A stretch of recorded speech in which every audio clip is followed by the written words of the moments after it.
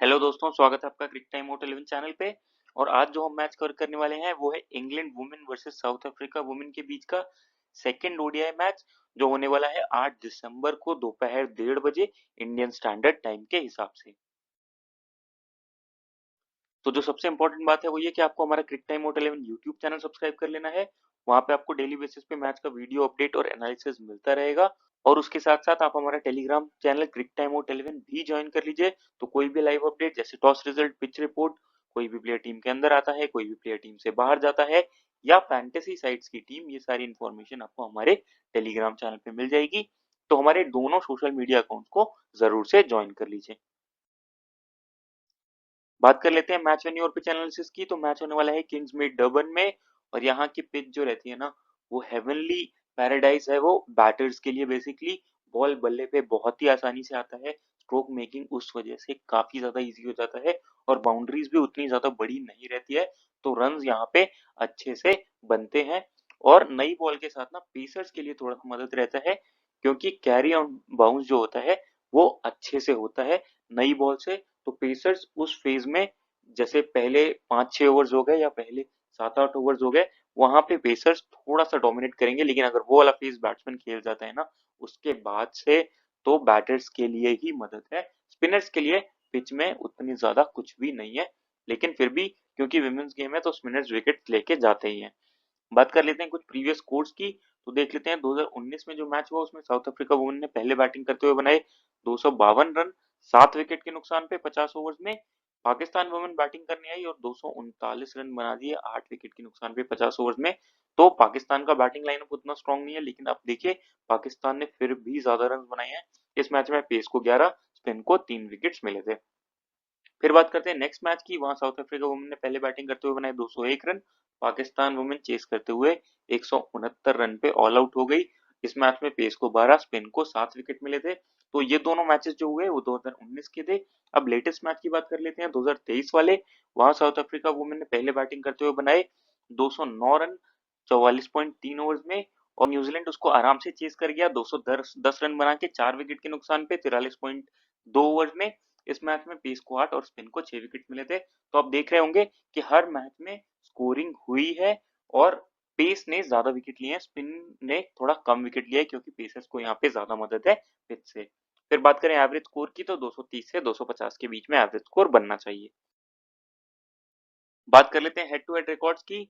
तो दोनों टीमों ने टोटल 70 मैचेस खेले हुए हैं, जिसमें से 34 मैचेस साउथ अफ्रीका ने जीते हुए हैं, और 30 मैचेस इंग्लैंड ने जीते हुए हैं। जो बचे हुए 6 मैच है उसमें 5 नो रिजल्ट और एक टाई वाला मैच है। बात करें लास्ट 5 मैच के परफॉर्मेंस की, तो साउथ अफ्रीका फर्स्ट ओडीआई जीत के आ रही है, और लास्ट 5 में से एक ही मैच जीती है। वहीं इंग्लैंड लास्ट 5 में से 3 मैचेस जीती है।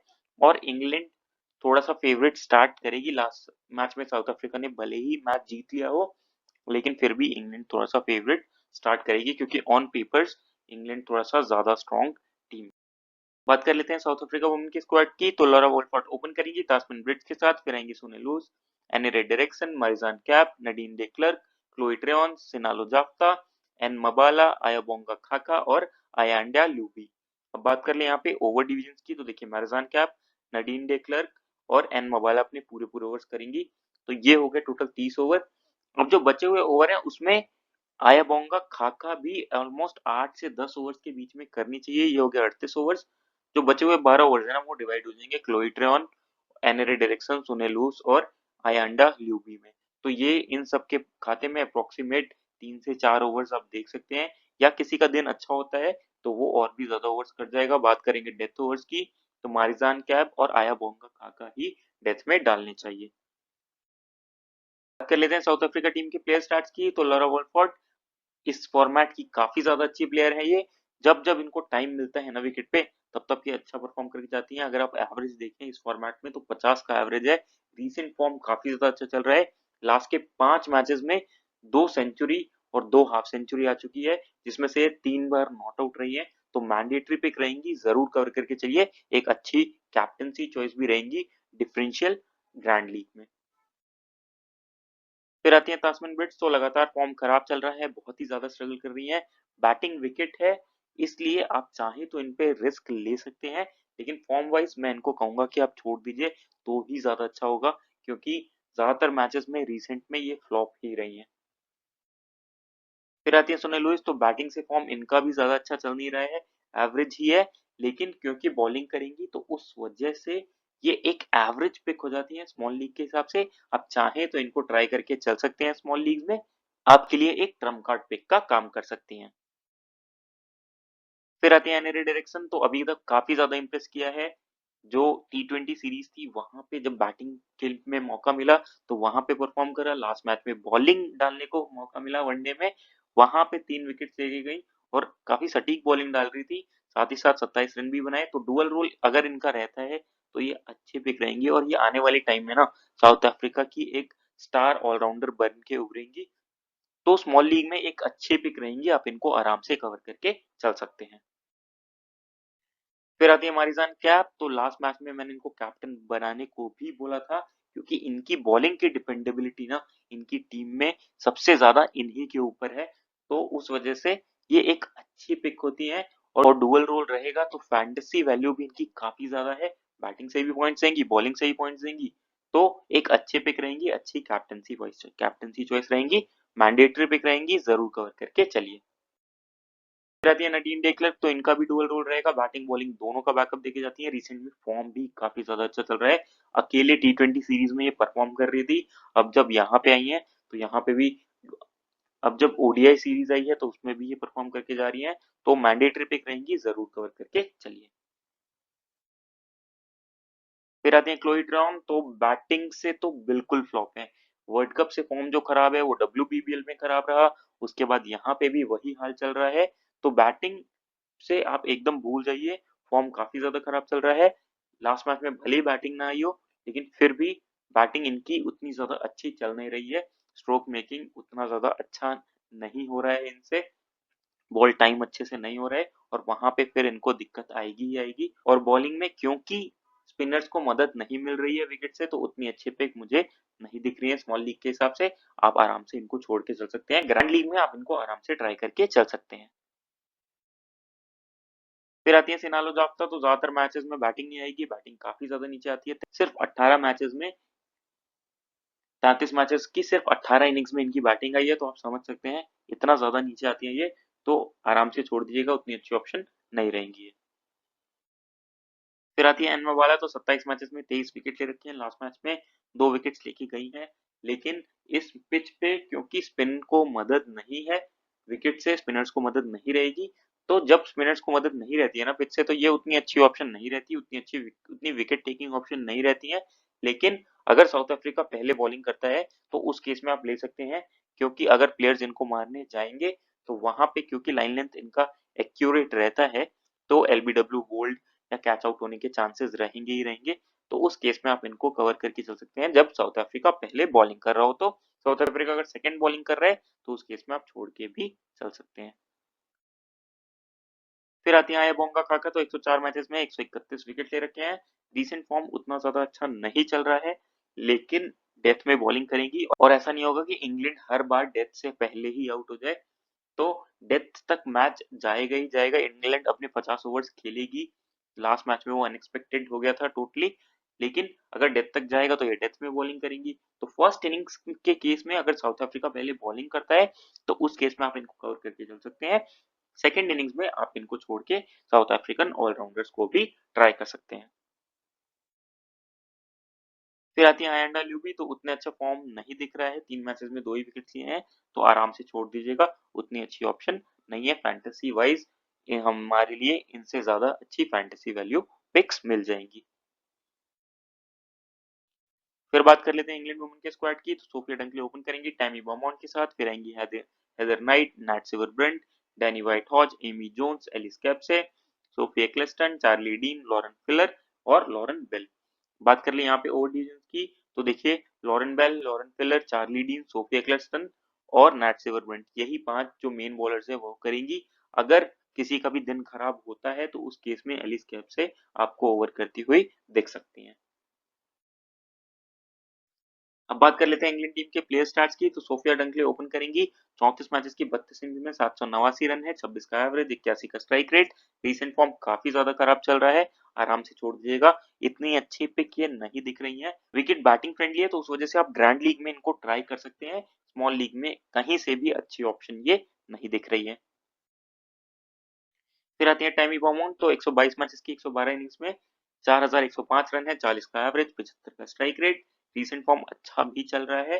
अभी जो लास्ट सीरीज हुआ उसमें 150 भी मार के आ रही है। हाँ, उसमें चांसेस इनको मिले थे, लेकिन फिर भी वनडे फॉर्मेट की ना अच्छी प्लेयर है, टाइम देके खेलती है, बिजी है, थोड़ा सिंगल डबल चलाती भी रहती है। लेकिन अगर आपने लास्ट मैच का वीडियो देखा होगा तो मैंने बोला था कि अगर इनिशियल ओवर्स में स्विंग प्रेजेंट हुआ तो मारिजान कैप इनको परेशान कर सकती हैं, और वही हुआ लास्ट मैच में। तो इनिशियल ओवर्स के बॉलर इनको परेशान कर सकते हैं, तो वो केस इस बार भी रहेगा।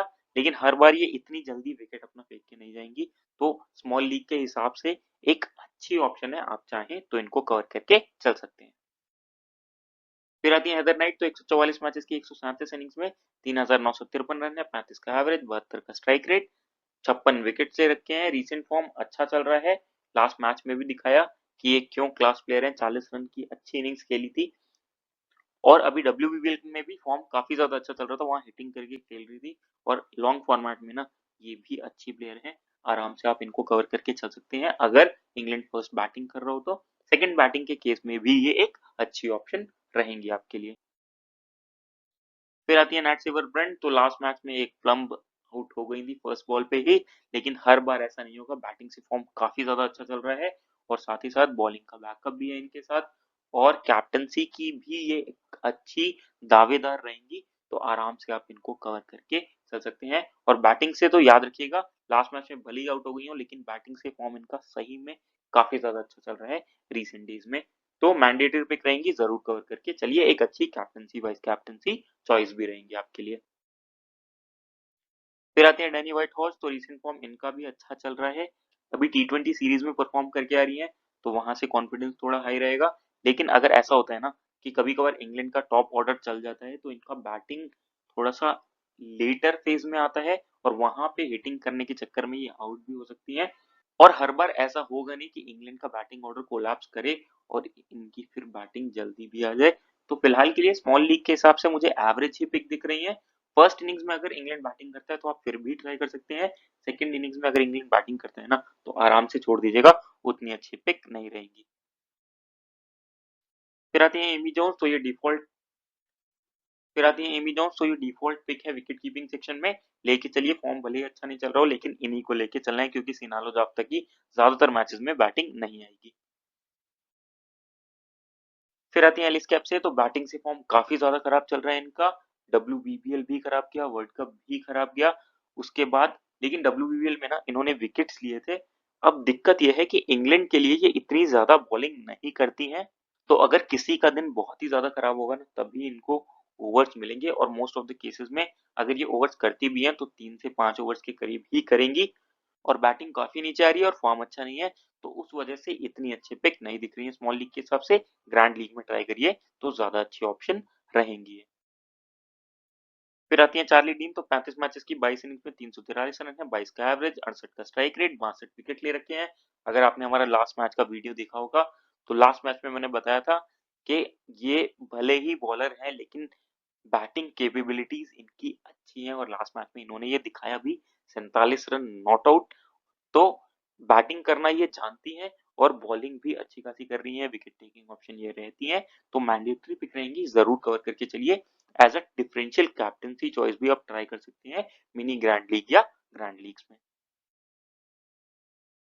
फिर आती है सोफिया क्लेस्टन। तो 67 मैचेस में 108 विकेट से रखे हैं, रीसेंट फॉर्म अच्छा चल ही रहा है, और ज्यादातर मैचेस में आपको विकेट दिलाएंगी, डेथ में बॉलिंग डालती है, और बैटिंग का भी बैकअप रहता है। तो मैंडेटरी पिक रहेंगी, इनको भी आप जरूर कवर करके चलिए। फिर आती है लॉरेन बेल। तो 15 मैचेस में 28 विकेट ले रखे हैं, तो स्मॉल लीग के हिसाब से ये भी अच्छी ऑप्शन रहती है। एक तो इनिशियल ओवर्स में बॉल डालेगी, तो वहां पे थोड़ा सा नया बॉल रहेगा, सीम मूवमेंट थोड़ा सा भी मिलता है, तो ये सामने वाले बैटर्स को परेशान करेंगी। और तास्मिन ब्रिज इस समय अच्छी फॉर्म में नहीं चल रही है, तो हो सकता है कि ये उनको काफी ज्यादा परेशान करें और विकेट भी ले जाए। और साथ ही साथ ये डेथ में भी बॉलिंग डालेंगी। तो अगर इंग्लैंड पहले बॉलिंग करता है तो उस केस में ये मैंडेटरी पिक रहेंगी। सेकंड बॉलिंग के केस में भी आप इनको ट्राई करके चल सकते हैं। फिर आती हैं लॉरेन फिलर, तो 11 मैचेस में 17 विकेट ले रखे हैं, पेस के लिए जानी जाती हैं।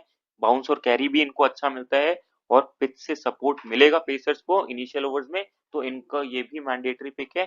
तो अच्छी पिक दिख रही है स्मॉल लीग के हिसाब से, आप इनको भी ट्राई करके चल सकते हैं। एक ट्रम्प कार्ड ऑप्शन रहेंगी आपके लिए स्मॉल लीग्स में ये। तो अगर बात करें ड्रीम 11 टीम की, तो विकेट कीपिंग सेक्शन में एमी जोन्स डिफॉल्ट पिक रहेंगी। फिर आते हैं बैटिंग सेक्शन में, तो यहाँ से टैमी बोमोंट अच्छी पिक रहेंगी, लॉरा वॉलफोर्ड अच्छी पिक रहेंगी, हेदर नाइट अच्छे पिक रहेंगी, एनरे डायरेक्शन अच्छे पिक रहेंगी। फिर आते हैं ऑलराउंडर सेक्शन में, तो यहाँ से नैट सिवरब्रंट मैंडेटरी पिक रहेंगी, मारिजान कैप मैंडेटरी पिक रहेंगी, नडीन डे क्लर्क मैंडेटरी पिक रहेंगी। फिर आते हैं बॉलिंग सेक्शन में, तो सोफी एक्लिस्टन मैंडेटरी पिक रहेंगी, लॉरेन बिल मैंडेटरी पिक रहेंगी और चार्ली डीन यहाँ से मैंडेटरी पिक रहेंगी। अगर साउथ अफ्रीका पहले बॉलिंग करता है तो उस केस में आप आयाबोंगा खाका को भी ट्राई करके चल सकते हैं। बात करें कैप्टन वाइस कैप्टन की, तो मारिजान कैप या नैट सिवरब्रंट दोनों ही अच्छी कैप्टनसी ऑप्शन है। फिलहाल इस मैच में मैं नैट सिवरब्रंट को एज अ कैप्टन लेके चल रहा हूँ, वाइस कैप्टन में मारिजान कैप को लेके चल रहा हूँ। तो कुछ इस प्रकार की रहेगी हमारी टीम, और अगर इसमें कोई भी चेंजेस होते हैं तो आपको टेलीग्राम चैनल पे मिल जाएंगे, उसके लिए टेलीग्राम चैनल को ज्वाइन कर लीजिएगा।